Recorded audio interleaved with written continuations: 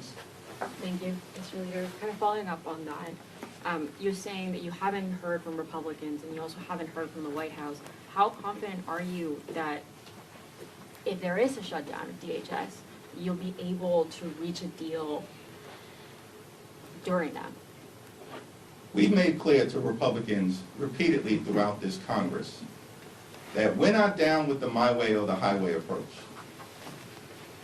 For some reason, these Republicans tried to convince all of us, the American people, that we were in the midst of some irreversible MAGA revolution, which none of us on the Democratic side of the House ever believed. Because the bottom line is, Republicans wouldn't even be in the majority in the House right now had they not stolen 3 seats from the people of North Carolina in mid-decade gerrymandering that occurred in 2024. They wouldn't even be in the majority right now. And yet they try to convince everybody that somehow the country was in the midst of a MAGA takeover, which nobody with any sense believes at this point, because Republicans continue to be destroyed electorally. Literally, Democrats since January of 2025 haven't lost a single competitive election. Every single state house seat, more than 25, that have been flipped in this country have been flipped by Democrats. Zip zero on the other side. In fact, most recently, everybody was stunned to see what happened in Texas. The district that Donald Trump had initially won in a state Senate seat by 17 points. And a Democrat wins by 14. That was a 31-point overperformance. Shocking to the country.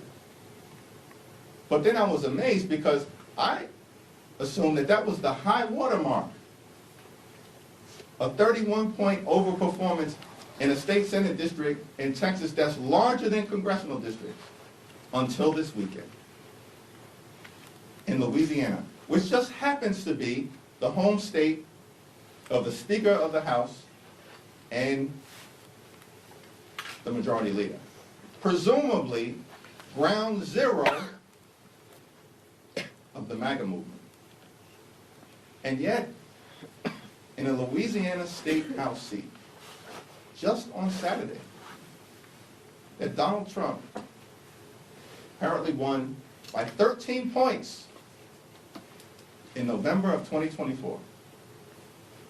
The Democratic candidate, wait for it, just won by 24 points in Louisiana, the heart of Mike Johnson and Steve Scalise territory.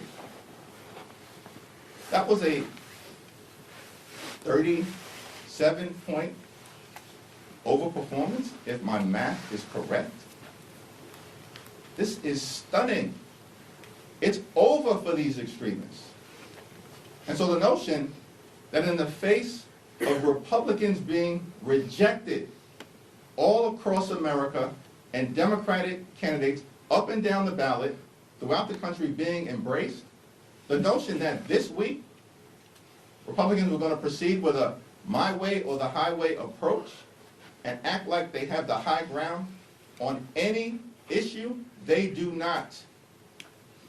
It's over for these people. Apparently, they're the only ones who haven't come to that conclusion.